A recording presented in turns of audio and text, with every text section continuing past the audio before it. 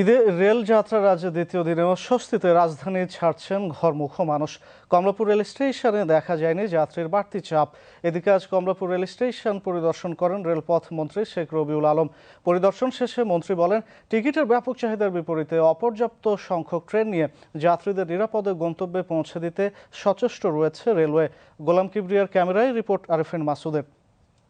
নারীর টানে ঈদ করতে হবে, যেতে হবে, মা বাবা আছে, সেই জন্য ভোগান্তি হলেও আমরা যেতে চাই নিরাপদে নির্বিঘ্নে।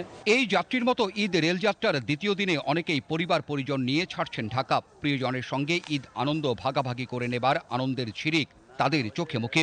অনলাইনে টিকিট পাওয়া আর স্বচ্ছন্দ যাত্রার স্বস্তিও ছিল তাদের কণ্ঠে। আমরা দাদু বাড়িতে যাচ্ছি, ঈদ করতে খুব ভালো লাগছে। যাত্রীরা আমরা যারা আছি সুস্থ সুন্দরভাবে প্ল্যাটফর্মে প্রবেশ করতে পারতেছি, এই জন্য আমার কাছে অনেক স্বস্তি লাগতেছে। আর ঈদ ছাড়া তো এত লম্বা ছুটি আর পাই না, এই জন্য একটু তাড়াতাড়ি যাওয়া। ছুটি শুরু হলে তখন আসলে ভিড় বেশি হয়, তখন ফ্যামিলি নিয়ে যাওয়াটা কষ্ট হয় আর কি। সোফার এখনো পর্যন্ত আমি স্টেশনে এসে কোনো রকম বিঘ্নর মুখোমুখি হইনি। আমি যখন গেট দিয়ে ঢুকছিলাম, টিকিট চেক করে আমরা প্রবেশ করেছি, এটা আমার খুব ভালো লেগেছে। রবিবার ঘরমুখ যাত্রীদের নিয়ে কমলাপুর থেকে চলাচল করছে ৪৩ জোড়া আন্তনগর সহ ৬৬ জোড়া ট্রেন। নীলফামারীগামী বুড়িমারি এক্সপ্রেস ট্রেনটির ২.৫ ঘন্টা বিলম্ব ছাড়া অন্য সকল ট্রেন কমলাপুর ছেড়ে যায় প্রায় নির্ধারিত সময়ে। আমি বগুড়া যাব, আমার 8:30টায় ট্রেন ছিল, কিন্তু এখন 11:30 বাজে, আমাদের ট্রেন এখনো আসেনি। এদিকে সকালে কমলাপুর রেল স্টেশন পরিদর্শন করেন রেলপথ মন্ত্রী শেখ রবিউল আলম।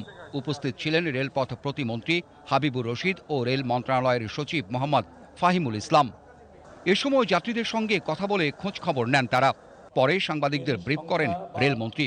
বলেন, টিকিটের ব্যাপক চাহিদার বিপরীতে অপর্যাপ্ত সংখ্যক ট্রেন নিয়ে ঘরমুখ মানুষকে নিরাপদে গন্তব্যে পৌঁছে দিতে সচেষ্ট রেলওয়ে। আমরা ৩২,০০০ আন্তনগর ট্রেনে প্রতিদিন যাত্রার সুযোগ করে দিতে পারি। ঈদ উপলক্ষে আরও 25% বৃদ্ধি করে 40,০০০-এর মতো যাত্রী যাওয়ার সুযোগ করে দিতে পারি। বাট লক্ষ লক্ষ যাত্রী বাই ট্রেন যাওয়ার ইচ্ছা আছে। রেলপথ মন্ত্রী বলেন, যে কোনো ধরনের অনাকাঙ্ক্ষিত ঘটনা এড়াতে মনিটরিংয়ের আওতায় রয়েছে রেল লাইন।